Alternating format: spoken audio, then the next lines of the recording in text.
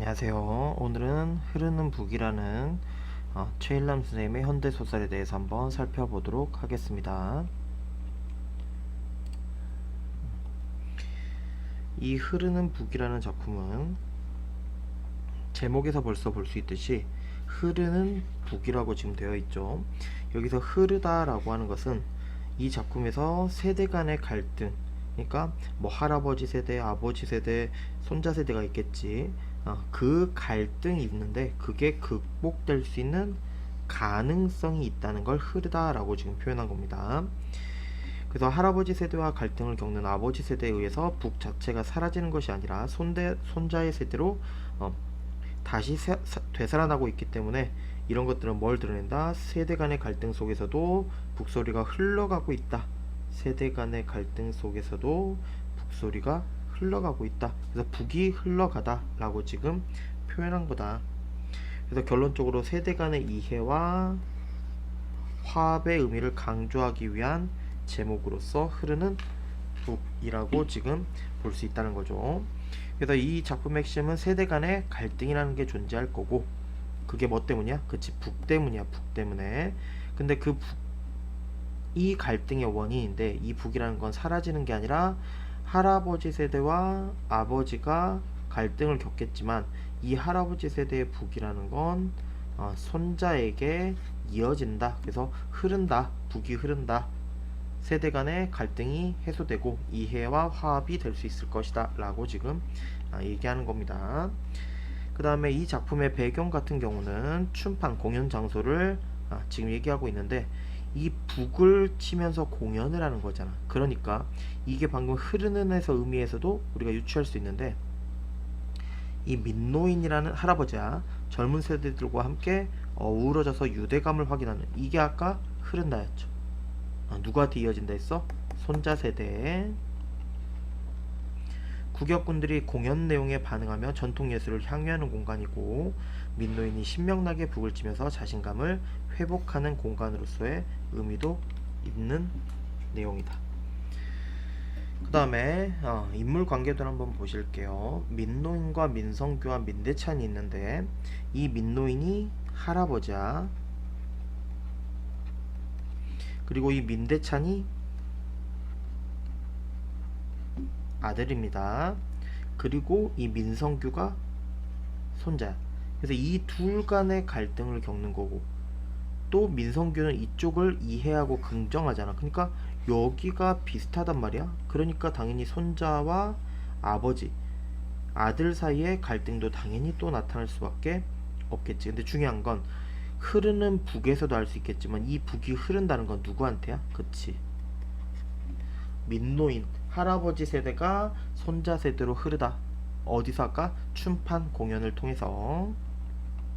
그래서 민노인과 민대찬과 민성규가 있는데, 민노인 같은 할아버지를 전통세대라고 하고 아버지를 기성세대, 그 다음에 손자를 신세대라고 할 수 있겠죠. 그래서 이 북에 대해서 이 인물들의 생각이 당연히 다를 수밖에 없겠지. 누구랑 누구는 비슷해? 그치, 민노인과 민성규는 비슷할 수밖에 없어. 왜? 서로가 뭐 하는 존재야? 이해하고 화합하는 존재거든. 근데 이 둘 사이에 갈등이 있고 이 둘 사이에 갈등이 있으니까 민대찬은 다른 생각을 갖고 있겠죠. 그래서 민노인에게 북이라는 건 분신입니다. 분신. 그래서 자유로운 예술 정신을 구현할 수 있게 해주는 물건이고, 손자인 민성규한테 북은 할아버지의 일부, 왜 분신이었잖아. 그런 물건이자 자신과 할아버지를 이어주는 매개체로서의 기능이 있겠지. 근데 아들, 민노인의 아들이자 민성규의 아버지인 민대찬에게는 아버지가 이 자신의 분신인 북 때문에 맨날 공연하고 집에 안 왔잖아. 그러니까 과거 아버지가 가족들을 돌보지 못하게 만든 물건이자 현재 자신의 체면을 깎는 물건으로서 등장하는 게 북이라는 소재적 기능입니다. 그래서 이 작품들은 뭐 상징적 소재, 북이겠죠. 북을 통해 갈등을 부각한다든지, 의성어 활용, 이게 뭐겠어? 당연히 북을 칠 때 나는 의성어겠지. 그걸 통해 심리를 드러낼 수 있고, 문제 상황만 제시함으로써 결과를 숨기는, 또 초점화. 제가 다른 파일로 영상을 드렸죠. 요거 꼭 공부를 해주셔야 되는 초점화 이론이다. 꼭 알아두시는 게 좋겠죠. 그래서 여기에서 핵심이 나오죠. 민노인이 초점을 맞춘, 초점화되고 동화되는 대상이야. 그러니까 누가? 서술자가 민노인에 대해서는 뭘 전달할 수 있어? 그치, 심리도 전달할 수 있고, 그 다음에 뭐도? 그치, 관찰한 것도 전달할 수 있어. 근데 민노인을 제외한 다른 인물에 대해서는 누가 본 것만? 그치, 민노인이 관찰한 것만 전달할 수 있다. 그러니까 상대적으로 생각이나 감정을 노출시키지 않고 관찰한 것만 전달하니까 대화나 행동을 통해 간접적으로 뭐를? 그렇지, 심리를 전달할 수 있는 기법이라고 보셔야겠지. 그래서 요게 지금 제가 미리 파일에서 설명해서 드렸죠. 초점화에 대한 포인트다 라고 보시면 되겠습니다.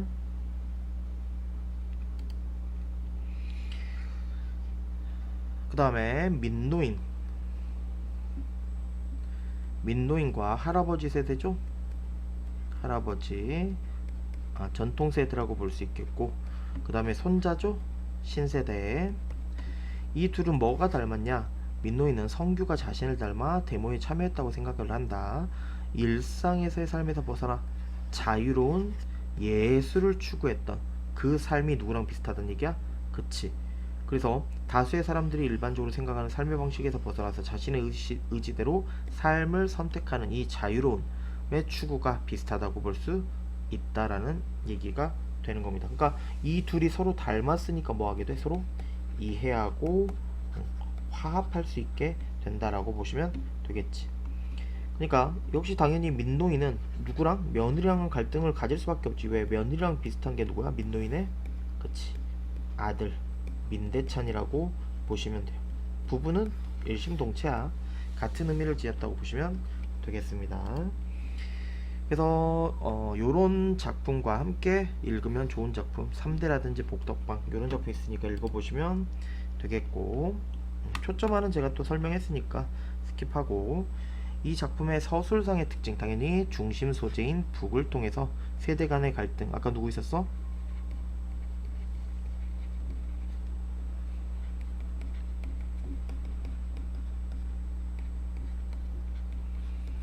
할아버지와 아들의 갈등, 손자와 아들의 갈등이 기본적으로 드러나고, 이 둘은 뭐한다? 이해하고 화합한다. 왜? 서로 닮아있는 사람들이었다. 그 다음에 3인칭 전지적 작가 시점인데 정확히는 초점화 또는 선생에 따라서 제한적 전지적 작가 시점. 그래서 뭐 이거는 뭐 선생님의 수준에 따라 다르게 설명이 되겠죠. 그 다음에 직접 제시와 간접 제시가 둘 다 드러나고, 의성어 북소리겠죠. 그걸 통해 인물의 심리나 처진을 드러낼 수 있고, 갈등을 해소하지 않음으로써 결말이죠. 그 결말을 독자가 생각하게 만드는 여운을 형성할 수 있는 작품이다. 그래서 우리 흐르는 북이라는 작품 한번 본문 한번 빠르게 읽어볼게요. 이 아까도 설명했었죠? 이 북이라는 거 민노인의 삶의 궤적이자 자유로운 예술 혼을 얘기하는 건데, 그게 흐르고 있다라는 건 사라지는 것이 아니라 이어진다는 것으로 세대 간의 갈등이 해소될 가능성, 누구 통해서? 그치, 아까 손자, 자신을 닮았던 손자를 통해서. 그래서 세대 간 갈등 속에서도 할아버지의 북소리가 이어지고 있음을 통해서 세대 간이 이해하고 화합할 수 있다는 걸 의미하는 것이다. 앞부분의 줄거리부터 한번 봅시다. 평생 북을 치며 방랑하던 민노인은 아들 내외에게 얹혀서 산다. 민노인의 아들인 민대차는 가정을 돌보지 않은 아버지 때문에 힘든 어린 시절을 보냈다. 민대차는 자수성가하긴 하였지만 민노인에 대한 원망 때문에 회복하기 힘든 갈등이 자리하고 있다.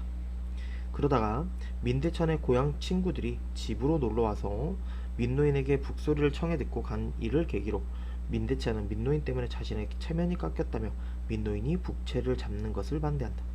그 후로 민노인은 집에 손님이 오는 날이면 밖으로 자리를 피하는 습관이 생겼다.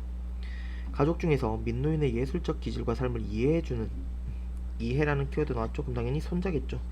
민성규뿐이다. 어느 날 성규는 할아버지에게 자신이 다니는 학교에 봉선탈춤 공연이 있는데 그걸 참여해달라는 제의를 하게 되고, 민노인은 고민 끝에 이를 수락하는. 그러면 절정 부분부터 한번 볼게요. 그날 밤 민노이는 근래 흔치 않은 노골함으로 깊은 잠을 잤다. 왜? 지금 위에서 뭐가 있었어? 학, 지금 성규의 학교에서 봉산탈춤 공연이 있었고 거기에 지금 할아버지는 가서 참여하고 온 거야. 그러니까 근래에 민노인이 잠을 제대로 자지 못했다. 왜? 뭔가 기대감일 수도 있고 또는 뭔가 설렘일 수도 있고 또는 뭔가 그치 긴장감이 있어서 그럴 수도 있겠지. 그러다가 결국은 가서 공연을 하고 왔기 때문에 억눌렀던 끼를 발산을 했기 때문에 만족하고 있는 태도로도 볼 수가 있습니다. 춤판이 끝나고 아이들과 어울려 조금 과음한 까닭도 있을 것이다. 더 많이는 오랜만에 돌아온 자기 몫을 제대로 해냈다는 느긋함이 꿈도 없는 잠을 거쳐 상큼한 아침을 맞게 했을 것으로 믿었는데 그런 흐뭇함은 오래가지 않았다. 왜? 이제 누가 알게 되겠어? 그치, 자신하고 가치관이 맞지 않았던 며느리라든지 아들 민대찬이 알게 되면 당연히 갈등이 또 시작되겠지. 다 저녁때가 되어 외출해서 돌아온 며느리는 집안에 들어서자마자 성규를 찾았고 그가 안 보이자 민노인의 방문을 밀쳤다. 아버님, 어저께 성규 학교에 가셨어요? 예사로운 말씨와는 달리 굳어있는 표정 위로는 지금 보세요. 굳어있는 표정 위로는 낭패의 그늘이 깔려 있었다. 그러니까 벌써 이런 게 굉장히 중요한 거야. 뭐냐면 아까 초점화가 어떤 거라 했습니까?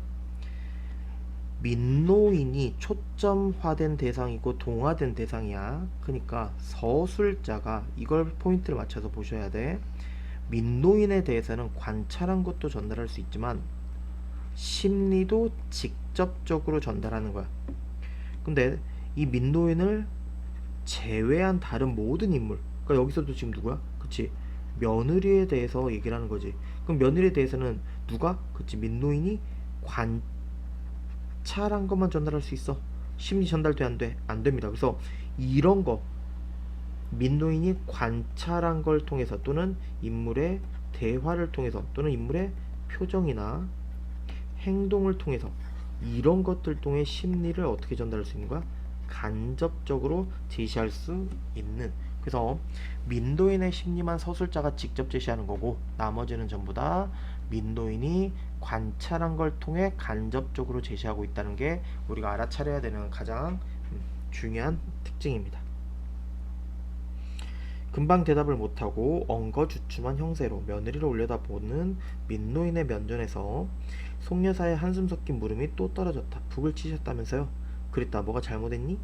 굉장히 당당하죠. 우선은 죄인 다루듯 하는 며느리의 힐문에 부하가 꾸역꾸역 치솟고 화가 났다는 얘기야. 소문이 빠르기도 하다는 놀라움이 그 뒤에 일었다. 아이들 노는데 구경 가시는 것까지는 몰라도 걔들과 같이 어울려서 북치고 장구치는 게 나이 자신, 나이가 자셨다는 건 나이 자시다. 그러니까 이런 것들도 우리가 문법 요소에서 보면 나이가 들다잖아. 그리고 드시다. 요런 거랑 비슷한 말이 자시다야. 뭐 특수어휘 이렇게 보는 선생님들도 있겠지. 어른이 할 일인가요? 하면 어때서? 성규가 지성으로 청하기에 응한 것 뿐이고 나는 원래 그런 사람이 아니니 이번에도 내가 니들 체면 깎았냐? 아시니 다행이네요. 그래서 지금 북을 치는 거에 대해서 누구? 속여사가 누구야? 민대찬은 민노인의 아들이죠. 이 민대찬이나 속여사는 지네 시아버지나 아버지가 북을 치는 걸 굉장히 체면을 깎는 행위로 보고 있다는 게 벌써 여기서 특징적으로 우리가 알아차릴 수가 있는 내용입니다. 그래서 이 장면에서 우리가 인물의 특징을 볼 수 있는데 민노인이라는 전통 세대를 대변하는 인물, 민대찬이라는 기성 세대를 대변하는 인물, 민성규라는 신세대를 대변하는 인물이 각각 세대 간의 갈등을 겪고 있는 거고, 이 속여사는 누구? 그렇죠. 민대찬의 아내로 민대찬과 비슷한 특징을 지니고 있다라고 보시면 되겠지. 근데 결국 이 작품은 이 민노인과 민성규가 이 세대 간의 갈등을 뭘 통해서? 북을 통해서 서로를 이해하고 서로를 화합해가는 과정이다. 그래서 뭐다? 북이 뭐하다? 세대 간 갈등 때문에 끊기는 게 아니라 이어진다 해서 흐르는 북이라고 제목이 만들어진 것이다. 그래서 민노인과 송여사의 갈등은 당연히 누구 때문이다? 민대창과 송여사가 부부로 가치관이 동일하기 때문이겠지. 이어서 봅시다. 송여사는 후다닥 문을 닫고 나갔다. 일은 그것으로 끝나지 않았다. 며느리는 퇴근한 남편을 붙들고 밖에 나갔다가 성규와 같은 과 학생인 진숙이 어머니한테서 들었다는 얘기를 전했다. 진숙이 어머니는 민노인이 가면극에 나왔더라는 아까 봉산탈춤 귀띔에 잇대어 이어서란 얘기죠. 성규 어머니는 그렇게 멋있는 시아버지를 두셔서 좋겠다며 빈정거리더라는 말도 덧붙였다. 그런데 이상스럽게도 아들은 민노인에게는 아무런 내색을 하지 않았다. 그냥 덤덤한 낯빛, 얼굴빛이었단 얘기야. 식구들이 저녁을 마친 후에야 돌아온 성규를 사정없이 몰아붙였다. 너더러 누가 그런 짓 하랬어. 현관에서 신발을 벗고 한 발자국 내딛는 순간 노기를 한꺼번에 모은 호령이 그를 사로잡았다. 영문을 몰라 아버지와 어머니 쪽으로 눈알을 번갈아 돌리는 성규를 향해 이번에는 어머니가 차디차게 물었다. 말했다. 잘한 일이다. 할아버지를 끌어내지 않으면 니네들 춤파는 성사가 안 되니? 이 춤판이 또 아까 소지적 기능이 하나 있었죠? 앞에서 확인하셔야 되고, 나는 또 뭐라고 하는 식의 가벼운 대응이 성규 안면에 퍼지면서 입으로는 썩 웃음을 흘렸다. 너 날 놀리는 거니? 그치? 지금 아버지와 민성규가 안 맞는 거야. 아버지인 민대차는 민성규에게 지금 뭘 하고 있어? 화를 내고 있고, 민성규는 그걸 뭐해? 썩소를 날리는 거지, 쉽게 얘기하면. 그러니까 화를 냈는데 아들 표정이 썩소를 날리면 당연히 기분이 나쁘겠지. 첫마디와 달리 착 가라앉은 아버지의 음성에는 분에 떠는 사람에게 일 수 있는, 그러니까 일어날 수 있는 정도의 의미입니다. 삭제하는 가래가 조금 끓었다. 정색을 하고 쳐들은 성규의 눈빛에도 서리가 내린 인상이었다. 무슨 말씀이세요? 지금 웃었잖아. 웃은 게 잘못이라면 사과할게요. 할아버지를 그런 자리에 모신 건 그러나 사과할 것이 못 됩니다. 할아버지까지 동원한 게 잘한 짓이니? 동원이란 말이 싫습니다. 누가 누구를 동원한단 말입니까? 또 그 일이 어째서 잘하고 잘못하고로 구별돼야 하는지 저는 통 이해를 할 수가 없습니다. 그건 잘하고 잘못하고의 인식에서는 벗어나는 일입니다. 누군가가 어떤 일에 합당한 재능을 갖고 있을 때 한쪽은 그것을 표현할 기회를 주어야 마땅하며 한쪽은 기꺼이 그 기회에 편승해서 이 일이 잘 되면 그보다 좋은 일이 어디 있습니까? 너 이제 보니 참 똑똑하구나. 그래서 일이 잘 되니 대성공이었습니다. 할아버지는 기꺼이 응하지 않았을 게다. 네가 유혹했어. 결과는 마찬가지예요. 저는 그날 할아버지에게서 그걸 확인했습니다. 그러니까 지금 이 공연, 아까 춤판이라 했죠? 공연이 있었잖아. 거기에서 할아버지가 자유로운 예술혼을 불사는 걸 누구는? 그치, 민성규는 본 거야. 손자인 신세대 민성규는 본 거야. 그러니까 지금 할아버지를 뭐 하게 된 겁니까? 이해하고 화합하게 됐다는 걸 이런 장면에서 우리가 확인할 수 있겠죠. 그래서 민노인의 행위에 대한 인물들의 태도, 손자인 민성규와 아들인 민대찬, 그 다음에 며느리인 송여사가 당연히 다를 수밖에 없겠지. 왜? 민성규는 누구를? 민노인을 이해하고 화합하려는 가치관, 또 더구나 비슷했죠. 근데 얘네는 완전히 달랐기 때문에 당연히 이거에 대해서 바라보는 관점이 다르겠지. 그래서 민성규는 할아버지의 예술혼을 존중, 왜? 이해하고 뭐 하려고 하니까? 화합하려고 하니까. 그래서 그걸 펼칠 수 있는 기회를 마련해주는 태도를 지녔다면 아들이나 며느리는 자신이 체면이 뭐 하게 된다? 깎일까봐 염려하는. 그래서 이 민노인이 북을 치는 걸 거부하는. 그 다음에 뭐 민성규의 단어에서 이런 것들은 뭐 내신에서 보통 내기 좋은 거니까 알아두시면 좋겠네요. 그 다음에 이어서 한번 다문단부터 한번 읽어볼게요.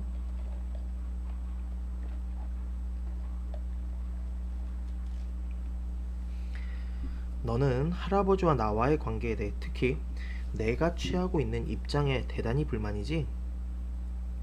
그럴 것도 없습니다. 지금 보시면 이런 장면에서 민대창과 민노인이 갈등을 겪고 있다는 걸 알 수 있습니다.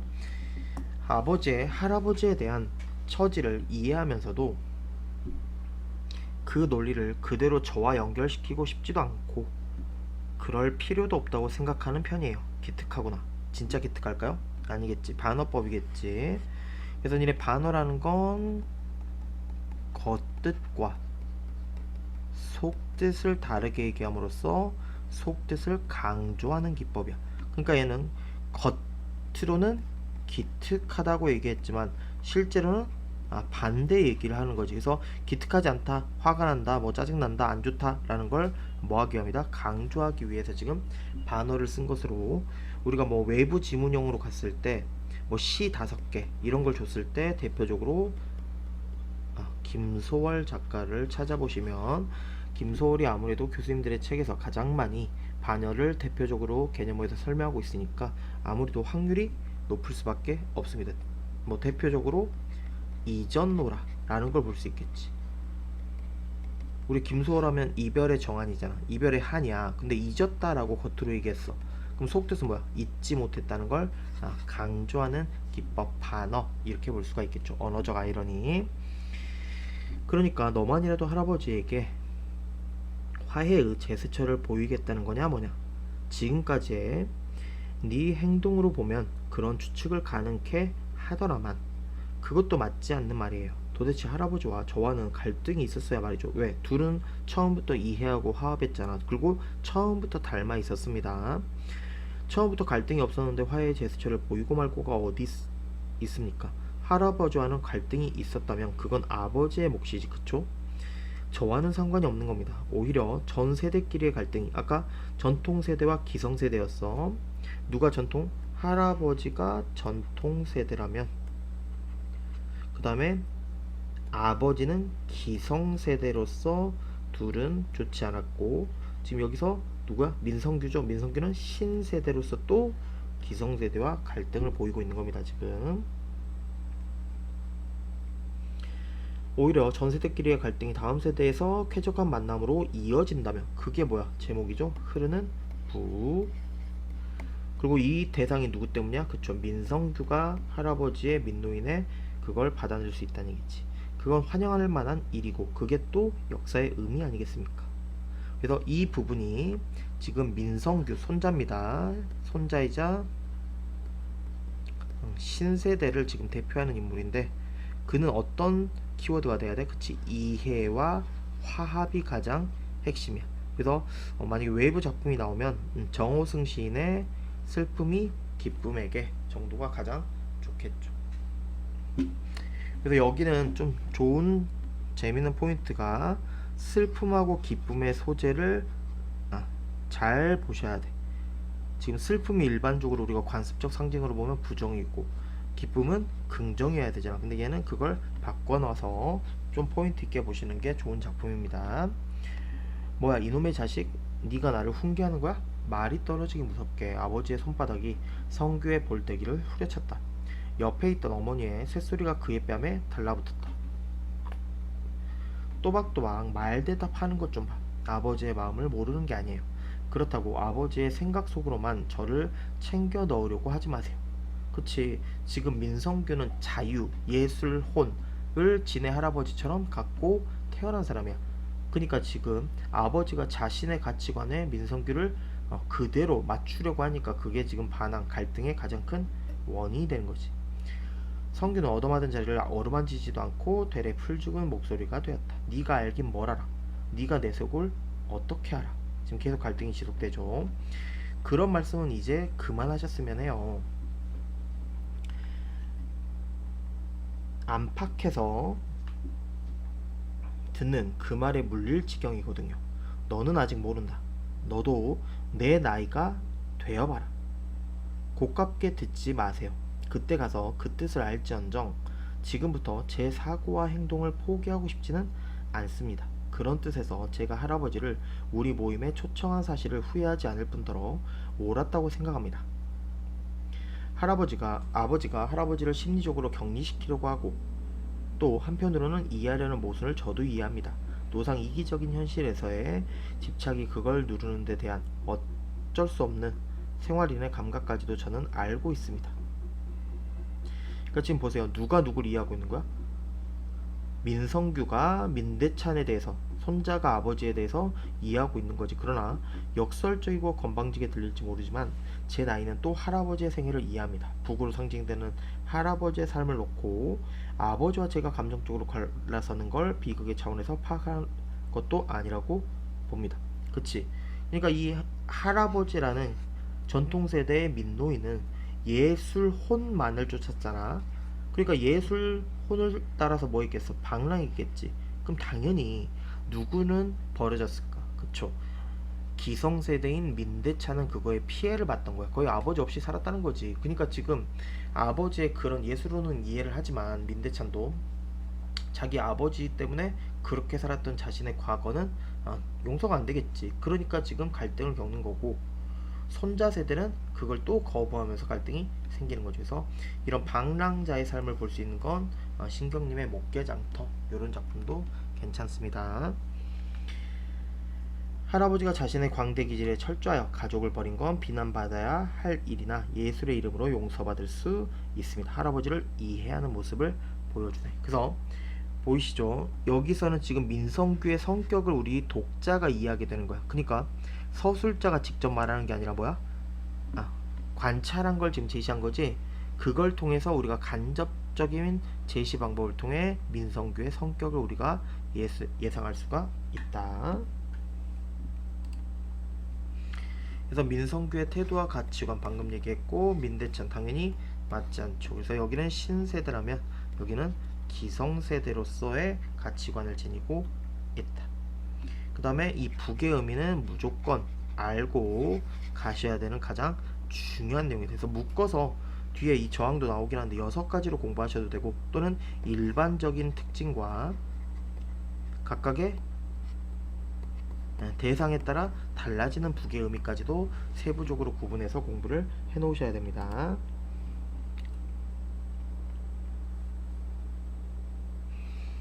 라문단으로 갑시다. 그래서 할아버지가 나름대로의 예술을 완성했니? 지금 보면 이게 말 그대로 완성했다고 얘기하는 거야, 못했다고 얘기하는 거야? 그치? 그렇게 예술을 불사르고 방랑하고 살았는데 나 버리고, 그래서 할아버지는 어떻게 사냐? 그걸 완성했니? 완성하지 못했다 라는 지금 태도잖아. 이런 거 우리가 냉소죠. 차갑고 비릿한 웃음이라고 얘기하는데, 이 냉소는 결국 어느 태도로 이어지냐? 비판, 풍자로 이어지는 거야. 그래서 대표적인 비슷한 작품으로 새들도 세상을 뜨는구나라는 작품에서 낄낄거리면서 킬킬거리면서 요런 부분에서 보통 자주 드러나는 끼룩거리면서 요런 것들, 아버지의 입가에 냉소가 머물렀다. 그래서 비판이라고 지금 제가 써놨죠. 그건 인식하기 나름입니다. 다만 할아버지에게 북을 뺏는 건 할아버지의 한을 배가시키고, 왜? 예술혼을 평생 불사르지를 못했잖아. 그 한이겠지. 생애 마지막 의지를 짓밟는 것에 다름이 아니라는 생각만은 갖고 있습니다. 방 안에 민노인이 천천히 응접실로 나온 건 그때였다. 자기 때문에 성규가 궁지에 몰려있는 걸 보고만 있을 수 없어서였는데, 아들은 집안의 분란을 더 키우고 싶지 않았던지 민노인 쪽엔 시선을 돌리지도 않은 채 성규에게만 소리를 꽥 질렀다. 건방 그만 떨고 어서 가서 잠이나 자. 다시 그런 짓을 했다간 이 정도로 끝나지 않을 줄 알아. 제 방으로 돌아가던 성규는 민노인과 눈이 마주치자 재빠른 웃음을 보냈다. 지금 민성규가 민노인에게 뭐 한 거야? 그치, 뭔가 시그널을 준 거지.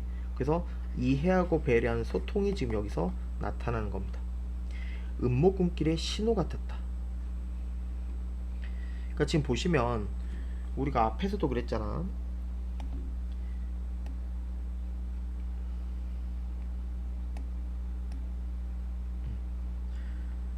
민노인에 대해서는 심리를 얘기를 해. 근데 지금 아까 민노인의 며느리라든지 또는 민대찬이라든지 또는 민성규라든지 이 사람들의 뭐 심리나 성격이나 이런 건 서술자가 직접적으로 제시한 게 아니라 관찰한 것만 간접적으로 제시하는 모습들이 지금 보이죠. 초점화의 특징들이 지금 잘 드러나고 있는 겁니다. 결말 부분으로 가봅시다. 정작 이 일이 크게 터진 건 그런 일이 있은 지 일주일 후쯤이었다. 그때 이 일이란 건 민성규가 시위하다가 경찰에 잡혀가는 저항의 태도, 아까 북의 의미 중에 저항의 태도 있었죠. 근데 이 저항적 태도가 할아버지인 그쵸 민노인과 닮아있는 점이라고 우리가 앞에서 봤었어. 저녁 준비를 하다 말고 성규의 친구로 짐작되는 학생의 전화를 받은 송 여사는 대뜸 신음으로도 착각할 만한 의미불명의 소리를 지르더니 이내 펄쩍펄쩍 뛰었다. 뭐라고? 우리 성규가 데모하다가 잡혀갔다고? 언제 어디서? 지금 어딨어? 일을 어쩌지? 이 일을 어떡한다지? 지금 보세요. 요런 부분이야, 요런 부분. 이게 누가 봐도 서술자였으면 뭐라고 하면 돼? 송 여사는 전화를 받고 당황스러웠다 라고 끝내면 돼. 근데 지금 여기 보면 뭐 하고 있어? 행동이나 이런 걸 대사를 묘사하고 있지. 왜? 간접적으로 저기 송 여사의 정서, 심리를 지금 제시하고 있는 겁니다. 초점화의 특징이죠. 송 여사는 곧바로 남편에게 전화를 걸었고 만날 장소를 약속하고는 허둥지둥 밖으로 뛰쳐나갔다. 황급히 서두르다 지갑을 안 가지고 갔기 때문에 다시 되돌아왔을 때 민노인과 수경이가 자세히 말 좀 해보라며 매달리는데도 수경이는 동생이야 지금 민성규의 동생 누구 신경들만 돋우냐는 투에 외마디 말을 남기고 사납게 문을 닫았다. 난들 아니 가봐야지. 며느리의 자기를 쳐다보던 눈이 사뭇 비뚤어져 있었다고 느낀 민노인의 가슴에도 갑자기 구멍이 뚫리는 걸 의식했다. 그래서 지금 민노인이라는 할아버지를 대하는 아버지의 태도 비판적이었죠. 아까 가장 키워드는 왜? 냉소. 그 다음에 민성규의 데모 참여에 대한 인물들의 반응. 송 여사는 굉장히 아까 뭐였어? 당황스러워했고 그 다음에 민노인. 왜? 민노인을 닮아가잖아. 그걸 원망하는 거고 민노인은 걱정하는 태도. 그리고 이렇게 원망하는 걸 보고 가슴 아파하는. 이게 지금 여기서 드러나는 거야. 마지막 장이네요. 아들 내외는 밤늦도록 돌아오지 않았다. 전화도 걸려오지 않았다. 민노인은 수경이를 시켜 아들이 먹다 남은 양주를 찾아 안주도 없이 조금씩 지금 보이시죠? 양주 홀짝거렸다. 얼마나 지났을까? 취기가 야금야금 전신으로 번지자 민노인은 극히 자연스럽게 북을 껴안고 북채를 잡았다. 그쵸? 왜? 이 북이 뭐야? 자신의 자유, 그 다음에 저항, 그 다음에 예술혼을 불사르는 거잖아. 그리고 자신의 한이기도 하죠. 왜? 그걸 평생 하지 못했으니까. 근데 자신과 닮아있는 손자 민성규가 시위하다가 지금 경찰에 붙잡혔다는 얘기를 들으니까 굉장히 가슴이 아프면서도 자신이 예술혼을 불사를 수 있는 북을 쥐면서 그 시름을 지금 달래고 있는 겁니다. 뚝딱 둥둥 둥둥둥 뚝딱 음성 상징어를 지금 활용하고 있는 거지. 북소리를 듣고 들어온 수경이는 북 한 번, 할아버지의 눈 한 번씩 교대로 쳐다보고는 그전 모양 궁상 맞다는 타박을 하지 않았다. 오히려 다소곳이 민노인 옆으로 다가앉으며 엉뚱깽뚱한 질문을 했다.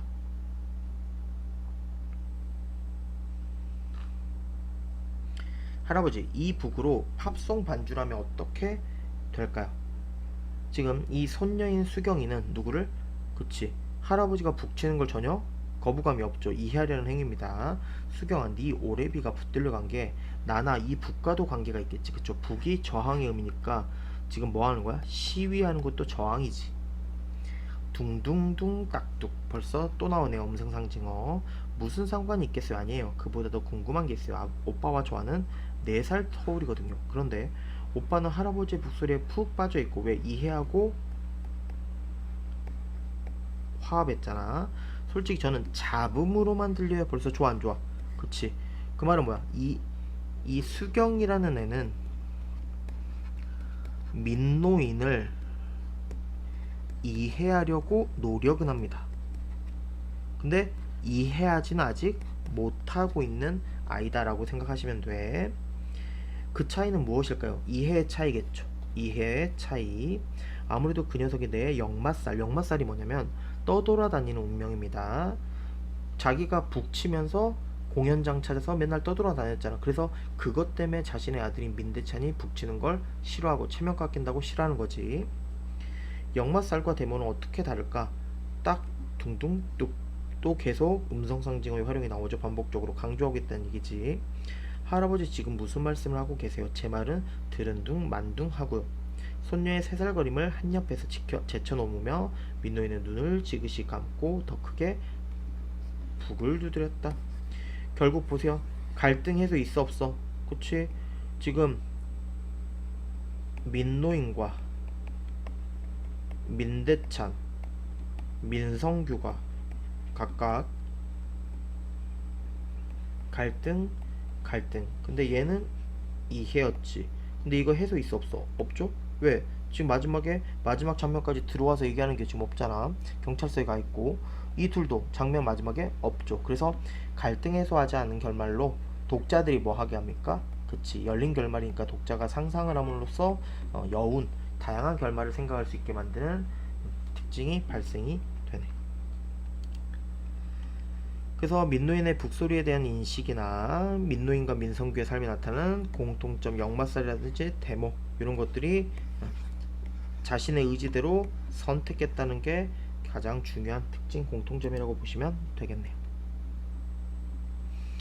이 작품을 감상하고 등장인물 간에, 그렇죠? 아까 민노인과 민대찬, 민대찬과 민성규가 갈등을 했었는데, 민대찬은 민노인이 방랑 때문에 자기가 힘들게 살았지. 그러니까 당연히 싫어하고 체면이 깎인다고 싫어하는 거야. 근데 민성규와 민대찬은 왜 또 싫어합니까? 얘는 지금 민노인을 이해하고 화합하려고 해. 근데 얘는 그런 태도가 없지. 그러니까 당연히 또 갈등을 겪을 수밖에 없다. 그 다음에 북에 대한 태도 아까 6가지로 앞에서 우리가 훨씬 더 길게 확인했으니까 그걸 보시는 게 더 좋겠고, 흐르는 북 아까 기억나시죠? 북이라는 소재에 대해서 흐른다, 세대 간의 갈등이 이해와 화합의 가능성을 열어뒀다는 걸 우리가 앞에서 설명을 다 했네요. 그 다음에 뭐 바꿔서 읽어보면 되겠고, 그러고 나면 이 작품이 이런 식으로 정리가 되네요. 그래서 소재로서 양철북이라는, 뭐 우리 문학이 아니니까 뭐 큰 상관은 없겠지만 소재 북이라는 거에서 지금 관련성이 있는 거고, 이태준의 돌다리, 왜냐면 이 돌다리가 돌다리와 나무다리, 하나는 전통세대, 하나는 근대적 가치관 해서 이 둘 사이의 갈등을 지금 다루고 있거든. 지금 비슷하죠. 그런 면에서 더군다나 이 나무다리도 아들의 가치관인데, 이 아들이 지네 아버지를 이해는 하는데 자기는 그렇게 할 수 없는 요런 모습이 나타나기 때문에 비교적으로 같이 제시가 되었습니다. 그래서 이 흐르는 북이라는 작품,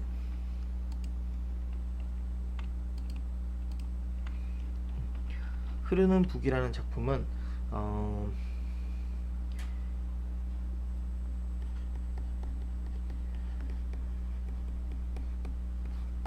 1호 개정에서 비상한 문학 교과서의 작품으로 들어있는 것으로 자신을 성찰하고 다른 사람을 이해하는, 지금 이게 누굴 통해서 보여주는 거야? 그쵸, 민노인을 이해하는 민성규를 통해서 이걸 보여주고자 하는 작품이라고 보시면 되겠다. 그래서 이 흐르는 북이라는 작품은 충분히 의의가 재밌는 게 있으니까 꼭 한번 자세히 보시면 되겠고, 특히 보시면 알겠지만 등장인물의 태도, 가치관, 세대 간 갈등이 빠졌죠. 갈등, 그거에 따른 화합의 가능성, 그거를 잘 보셔야 되고, 이론을 볼 때는 특히 제가 따로 파일을 드렸죠. 이 초점화 이론을 잘 이해한 다음에 요거를 작품에서 어떻게 잘 찾는지가 꼭 한 문제가 출제될 수 있는 포인트가 있기 때문에 그걸 중심으로 잘 찾으면서 보시면 될 것 같습니다. 그래서 굉장히 중요할 수 있는 작품이고 기니까 한번 잘 보시는 걸 추천하겠습니다. 정리 잘 해주시면 되겠어요. 고생하셨습니다.